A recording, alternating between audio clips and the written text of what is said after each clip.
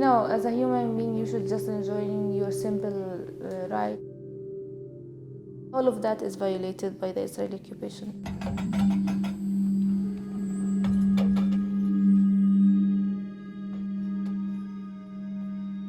This occupation is really very rude and very bad, and really use a lot of sneaks way to torture us.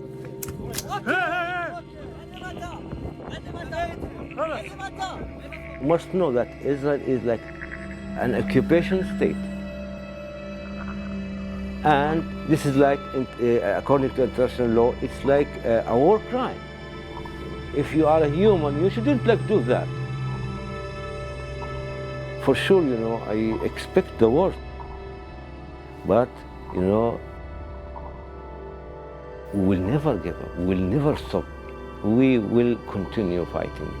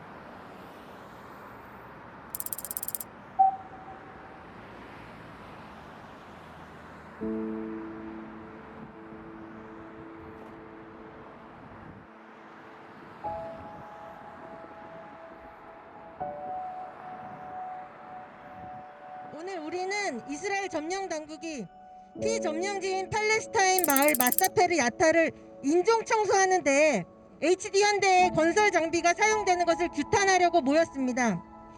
그런데 HD 현대는 그 장비를 원주민 인종 청소에만 쓰이게 제공하고 있는 게 아닙니다.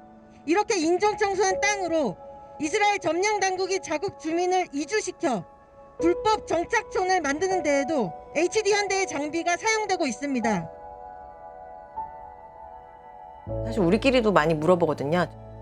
활동을 같이 하겠다고 오시면 어떻게 팔레스타인을 알게 되고 관심을 갖게 되는지 되게 궁금한데, 근데 저 자신은 별로 이렇게 특별한 계기가 없어가지고 미디어를 통해서 접하고 있었고, 그래서 어느 순간부터 자연스럽게 알게 됐었고, 왜냐면은 지금 동시대에 일어나고 있는 일이니까.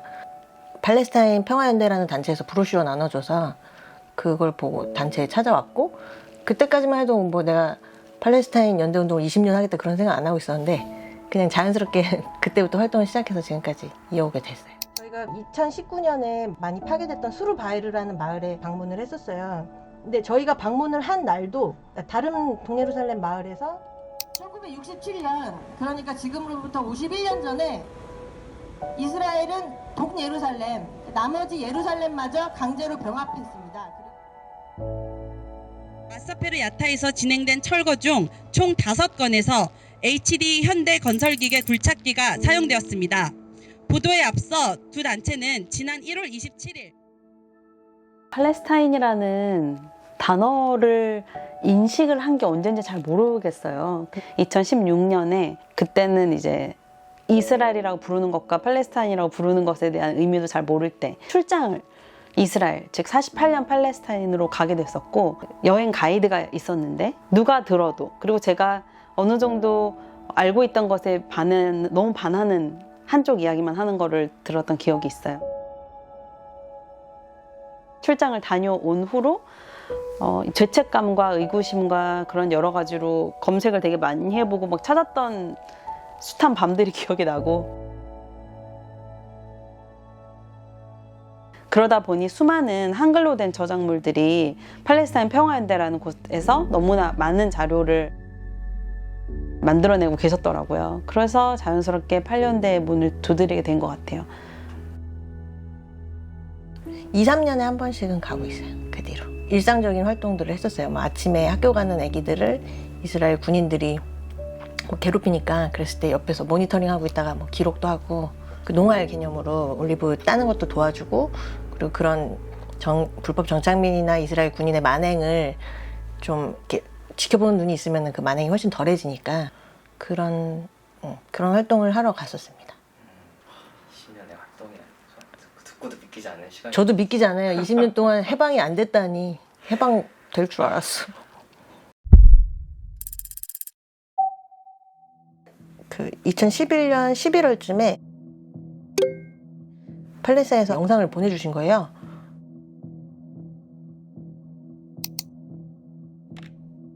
근데 그 영상이 너무 충격적이었어요.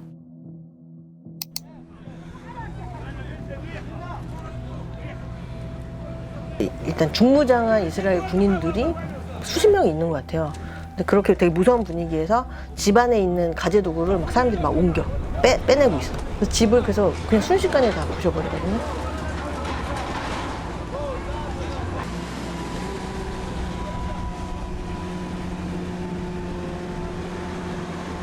집을 다 때려 부수고 나서 그 집이 부서진 가족들이 그 폐허 위를 막 이렇게 걸어가면서 마지막에 아기가 혼자 이렇게 걸어가면서 울면서 영상이 끝나요. 그래서 저희 활동가들이 다 같이 이걸 보면서 다 같이 너무 충격을 받았어요. Israel itself is not a normal state. It's a settler colony. It's a regime of settler colonialism. Israel, since its establishment, has imposed a system of apartheid, of racial segregation and domination that treats Palestinians, because we are non-Jews, as lesser humans. We're talking about a settler colonial project that has been in motion for over 75 years. Specifically in 1948, there were Zionist military who were attacking Palestinians to push them out of certain places in a very strategic plan. Eventually led to the forced displacement of over 800,000 Palestinians, which are now, as we said, 6 to 7 million refugees all around the world. And until this very day, they are unable to return back to their homes. After 1948, there was a military system in place only applied on the Palestinians who remained. The ethnic cleansing that took place in the different forms, whether it was of actually killing people, pushing them out of their homes and not allowing them to come back, or destroying their homes and towns or taking over them, has continued until this very day in different shapes and forms and policies and so on. So we have an army and military installations that are denying Palestinians in the occupied territory basic rights. It's a military occupation.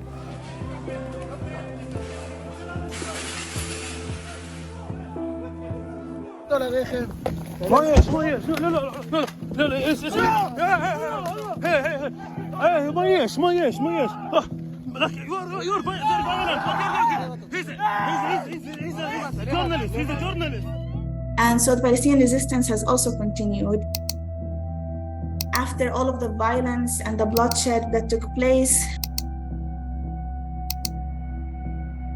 there was a lot of international intervention. So the system that was put in place was to divide the occupied Palestinian territories into 3 areas, A, B, and C. All of these are supposed to be under the Palestinian Authority's jurisdiction, but they're not, because they're still under military occupation. So the majority of Area C is where it's under the occupation authorities, the military occupation. And the reason this area is under their control, it's because it's full of resources. We're talking about water resources, we're talking about land resources. Israel's regime has always sought maximum land and minimal indigenous people. Until now, Israel does everything possible to make our lives so miserable that we will leave. they want to get rid of as many Palestinians as possible to grab more and more land, water resources, other minerals, and so on. So home demolitions comes in that context.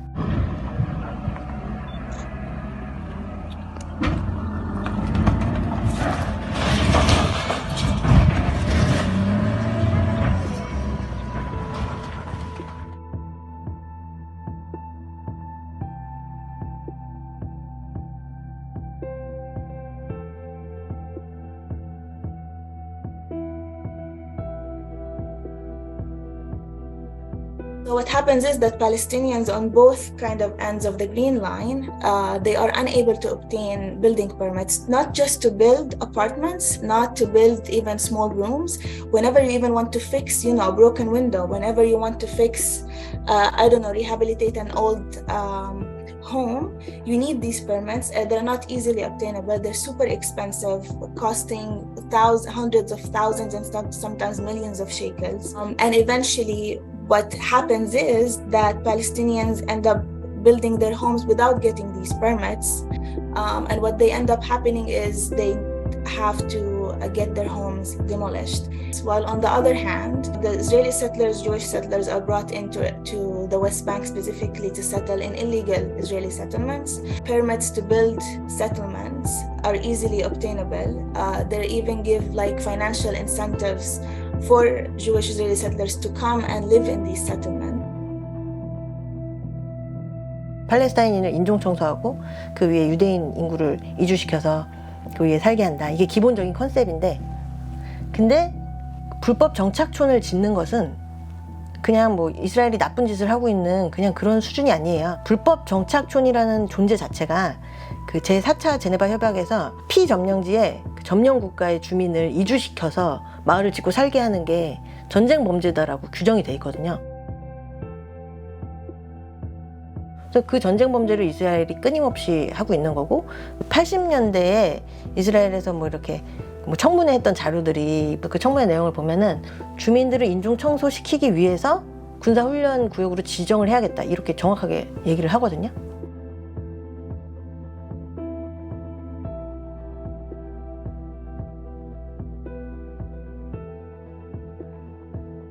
그래서 그 계획의 일환으로 완충지대를 만들어야겠다. 그 완충지대라는 게 불법 유대인 정착촌인 거죠.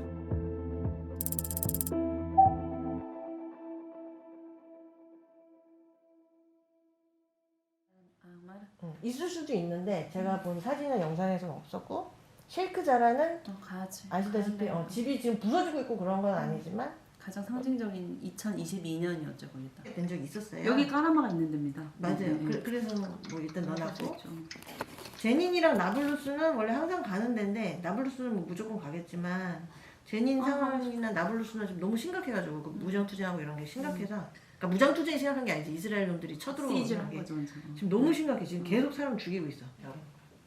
그리고 마사페르 야타가 이번에 현대중공업 캠페인의 가장 핵심인 마을이라서 저는 가서 며칠을 있었으면 좋겠는데, 근데 이것도 되게 고민인 게, 전에도 말했지만 상황이 항상 발생하는 게 아니기 때문에 오히려 여기는, 그리고 굉장히 외진데라서, 헤브론 완전 남쪽이라서 여기 있으면 할 일이 없을 수도 있어요, 오히려. One thing Biden didn't address when he met with Israeli leaders is what's happening in Masafer Yatta. It is a region of the occupied West Bank. The family that was living in this house, Abu Muhammad's relatives, they don't even know that the house has been demolished because they were away. One of the activists behind me is just holding a poster that says "Save Masafer Yatta, End Israeli Apartheid." 그러니까 마사페르 야타는 지금 1948년에 이스라엘이 건국될 때를 아랍어로 나크바라고 부르는데, 나크바 이후로 단일 규모로는 최대의 인종 청소를 지금 목전에 두고 있는 거예요. 1980년대부터 계속 이스라엘은 거기는 비어있는 땅이니까 우리가 거기를 군사 연습하는, 훈련하는 공간으로 쓰겠다 이러면서 철거가 이행이 되면 한 1200명 정도가 정말 아무 갈 곳이 없는 위기에 처해 있고, 뭐 해외 단체라든가 뭐 언론에서도 특히나 많이 보도가 되는 곳이죠. 그래서 이번에는 정말 이 마사페르 야타에 대한 인종 청소는 좀 막아야겠다 하는 생각이 들어서 이번 활동에서는 마사페르 야타에 집중을 하기로 했죠.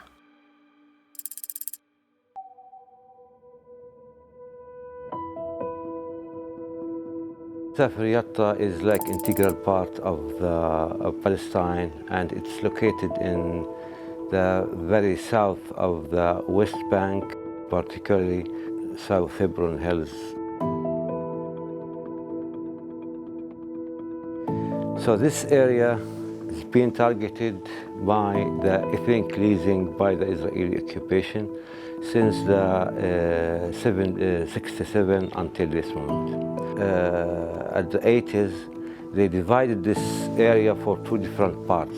One part that declared a firing zone, and the other part which is like targeted by the confiscation of the Palestinian land and establishing settlements. So the south part is declared a firing zone, and we can say the north part is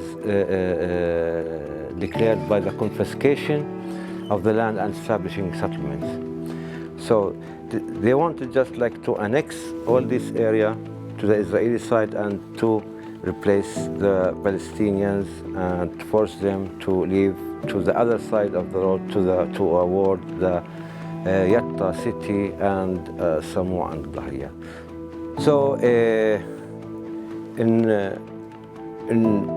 November 1999, a big crime took place in this area, in the firing zone. The Israeli army had, declared like this is firing zone.